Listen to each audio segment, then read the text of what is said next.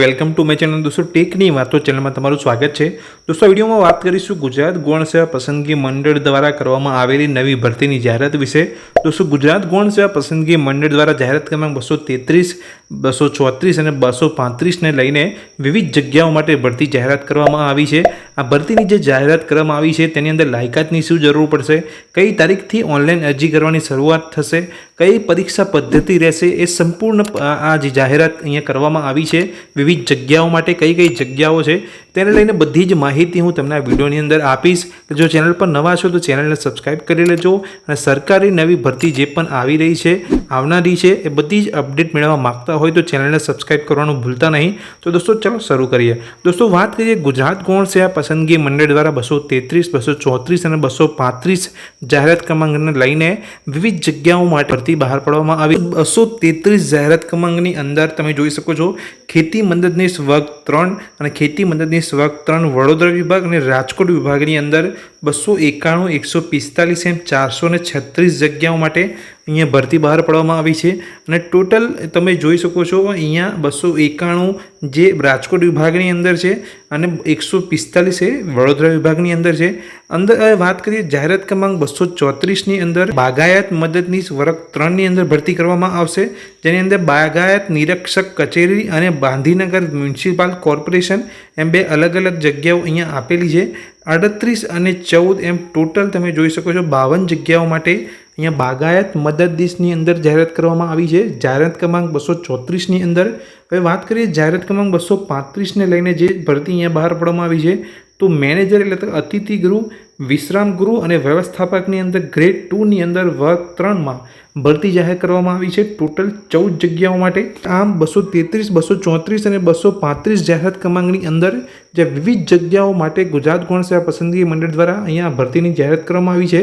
હવે આગળ વાત કરીએ કે કઈ કઈ લાયકાતની તમારે જરૂર પડશે। આ બધી જ જે જગ્યાઓ છે તેની અંદર જો તમે ઓનલાઈન અરજી કરવા માગતા હો તો વાત કરીએ જાહેરાત ક્રમાંક 233ની અંદર જો તમે ફોર્મ ભરવા માગતા હોય એટલે કે ખેતી મદદનીશ વર્ગ 3ની અંદર ફોર્મ ભરવા માગતા હોય તો તમારે વયમર્યાદા અને શૈક્ષણિક લાયકાત શું જોઈશે તો તારીખ 20/7/2024ના રોજ ઉમેદવારની ઉંમર 18 વર્ષથી ઓછી નહીં અને 35 વર્ષથી વધુ ના હોવી જોઈએ। હવે અહીંયા શૈક્ષણિક લાયકાતની અંદર 2-3 અહીંયા ઓપ્શન આપેલા છે।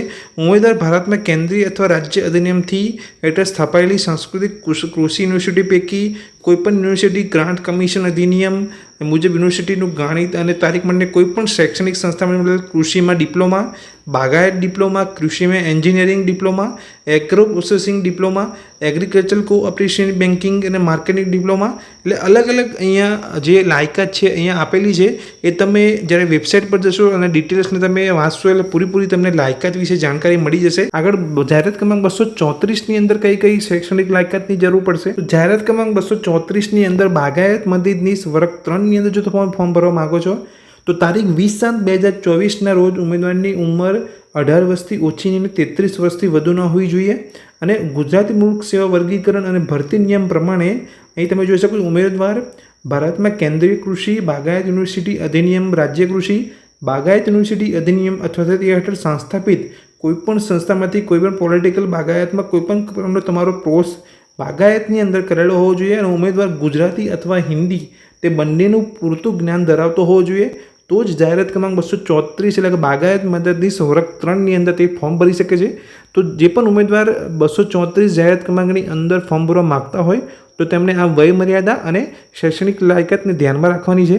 હવે દોસ્તો વાત કરીએ જાહેરાત ક્રમાંક 235ની અંદર અતિથિ ગૃહ, વિશ્રામ ગૃહ વ્યવસ્થાપકની અંદર ગ્રેડ 2 વર્ગ 3ની અંદર જે પણ ઉમેદવાર અહીંયા ફોર્મ ભરવા માગે છે તો તેમની ઉંમર 20/7/2024ના રોજ 18 વર્ષથી ઓછી ના હોવી જોઈએ અને 37 વર્ષથી વધુ ના હોવી જોઈએ। અહીં લાયકાતનું થોડું પ્રમાણ વધારે આપેલું છે, 37 વર્ષથી વધુ ના હોય તે 37 વર્ષની અંદરના ઉમેદવારો પણ અહીંયા ફોર્મ ભરી શકે છે। લાયકાત છે તમે જોઈ શકો છો અલગ અલગ પ્રકારની અહીંયા હોટેલ મેનેજમેન્ટની હોય, હોટેલ મેનેજમેન્ટ તમે કોર્સ કરેલો હોય, હોસ્પિટાલિટી એન્ડ હોટેલ એડમિનિસ્ટ્રેશનની તમે સ્નાતક પદવી ધરાવતા હોય, બિઝનેસ એન્ડ એડમિનિસ્ટ્રેશનની બેચલર ઓફ આર્ટ્સની જેમાં હોસ્પિટાલિટી એડમિનિસ્ટ્રેશન આવી જતું હોય, કેટરિંગ એન્ડ સાયન્સ હોટેલ મેનેજમેન્ટની સ્નાતકની પદવી ધરાવતા હોય તો તમે જાહેરાત ક્રમાંક 235ની અંદર જે પણ ઉમેદવારની આ પદવી જે લાયકાત અહીંયા માગવામાં આવી છે જો મેચ થતી હોય તો તે ઓનલાઈન અરજી કરી શકે છે। હવે વાત કરીએ ઓનલાઈન અરજી કરવાની જે તારીખ છે કઈ છે અને કઈ તારીખ સુધી તમે ઓનલાઈન અરજી કરી શકો છો અને પરીક્ષાની પદ્ધતિ કઈ રીતની રહેશે. તો વાત કરીએ પરીક્ષા પદ્ધતિ વિશે. જાહેરાત ક્રમાંક 233 લઈને જાહેરાત ક્રમાંક 235ની અંદર જે પણ પરીક્ષા લેવામાં આવશે એ MCQ બેઝ રહેશે, એટલે કે computer base requirement CBRT base સ્પર્ધાત્મક લેખિત પદ્ધતિથી પરીક્ષા તમારી લેવામાં આવશે. આ જાહેરાત માટે રજીસ્ટર થયેલ ઉમેદવારોની સંખ્યાના આધારે એક સેશન અથવા મલ્ટી સેશનમાં લેવામાં આવશે. પરીક્ષા પાર્ટ A અને પાર્ટ B એમ બે ભાગમાં લેવામાં આવશે. પાર્ટ A ની અંદર તમે જોઈ શકો છો તાર્કિક કસોટી એટલે ડેટા ઇન્ટરપ્રિટેશન અને ગાણિતિક કસોટીએ તમારી કુલ ગુણ 60ની અહીંયા પાર્ટ A ની અંદર પરીક્ષા લેવામાં આવશે અને પાર્ટ B ની અંદર ભારતનું બંધારણ અને સંબંધિત વિશે તેની ઉપયોગિતાને લગતા પ્રશ્નો 30 ને 120 એમ ટોટલ 150 ગુણનું તમારું અહીંયા પાર્ટ B ની અંદર પરીક્ષા લેવામાં આવશે. પાર્ટ A કુલ અહીંયા જે જોઈ શકો છો 60 પ્રશ્નો, પાર્ટ બીમાં 150 એમ ટોટલ 210 પ્રશ્નો પૂછવામાં આવશે. પાર્ટ A અને પાર્ટ B બંને સંયુક્ત રીતે કુલ 3 કલાકનો સમય તમને મળવાપાત્ર રહેશે અને પાર્ટ A અને પાર્ટ બીનું સ્વતંત્ર ક્વોલિફાઈંગ સ્ટાન્ડર્ડ રહેશે.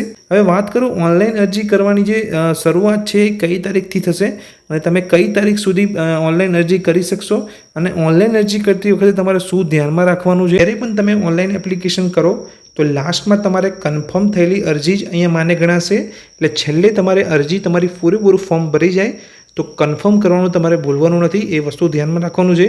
અને બીજું કે આ ભરતીની અંદર તમારી પાસે જે પણ ઉમેદવાર અરજી કરે છે તો તેમની પાસે કોમ્પ્યુટરનું નોલેજ હોવું જોઈએ, એ જરૂરી છે. ઓનલાઈન અરજી કેવી રીતે કરવાની છે તો તમારે ઓજસની વેબસાઇટ ઉપર જવાનું છે. ત્યારબાદ ઓનલાઈન એપ્લિકેશનમાં એપ્લાય પર ક્લિક કરવાનું છે અને GSSB સિલેક્ટ કરવાનું છે. GSSB સિલેક્ટ કર્યા બાદ જે જાહેરાત ક્રમાંકની અંદર તમે અહીંયા ફોર્મ ભરવા માગતા હોય 233, 234 કે 235 એ તમારે સિલેક્ટ કરી લેવાનું છે અને તમારે મોર ડિટેલ્સ અને એપ્લાય નાવના ઓપ્શન તમને ખુલશે. એટલે મોર ડિટેલ્સ પર ક્લિક કરવાથી વિગતવાર જાહેરાતની વિગતો તમને જોવા મળશે જે તમારે વાંચી લેવાની છે અને એપ્લાય નાવ પર ક્લિક કરવાથી તમારી નવી વિન્ડો ખુલશે, જેને સ્કીપ પર ક્લિક કરવાથી એપ્લિકેશન ફોર્મેટ ખુલશે, જેમાં સૌપ્રથમ તમારી પર્સનલ ડિટેલ્સ ભરવાની છે અને જે પણ જે લાલ ફૂંદડી જ્યાં લખેલી હશે એ તમારી ડિટેલ્સ ચોક્કસથી ભરી લેવાની છે. એટલે આ રીતે તમારે તમારી પર્સનલ ડિટેલ્સ ભરી લીધા બાદ તમારી એજ્યુકેશન ડિટેલ્સ ભરવાની છે. ત્યારબાદ તમારે અશ્યોરન્સ એટલે બાહેંધરી આપવાની છે અને દર્શાવેલ જે પણ જે સ્વીકારવાની હોય યસ સિલેક્ટ કરવાનું હોય, સેવ અને ક્લિક કરવાનું હોય છે અને સેવ કર્યા બાદ તમારી એપ્લિકેશન નંબર જનરેટ થશે અને અપલોડ ફોટોગ્રાફ ક્લિક કરો. અહીં તમારે એપ્લિકેશન નંબર ટાઈપ કરવાનો છે, બર્થ ડેટ ટાઈપ કરવાની છે અને તેમાં તમારો સિગ્નેચર અને અપલોડ તમારો ફોટોગ્રાફ તમારે અપલોડ કરી લેવાના છે. આ રીતે તમારી પ્રોસેસ તમારે કરવાની છે ઓનલાઈન અરજી કરવાની.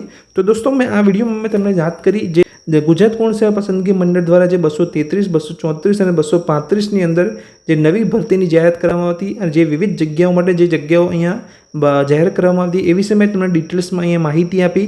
કઈ તારીખથી તમારે ફોર્મ ભરવાના છે 1/7/2024થી તમારે ફોર્મ ભરવાના શરૂ થઈ જશે. જે પણ ઉમેદવાર આ ભરતીની અંદર ઇન્ટરેસ્ટેડ હોય તો એ 1/7 સુધી તૈયારી કરીને રાખજો. બધા ડોક્યુમેન્ટ અહીંયા ફરતી જ્યારે તમે ફોર્મ ભરો તો તમારે કોઈ પણ ડોક્યુમેન્ટને અપલોડ કરવાના નથી, બધી જ ડિટેલ્સ તમારે ઓનલાઈન ભરવાની છે. અને જો આ વિડીયો તમને ગમે હોય તો વિડીયોને લાઇક કરજો અને જે પણ મિત્રો તમારા સાથે ગુજરાત ગૌણ સેવા પસંદગીની જે ભરતીની અંદર ફોર્મ ભરવા માગતા હોય તો તે મિત્રોને પણ આ વિડીયો શેર કરજો. અને આ જ રીતે સરકારે આવનારી બધી જ નવી ભરતીની અપડેટ મેળવવા માગતા હોય તો ચેનલને સબસ્ક્રાઈબ કરી લેજો. Thank you.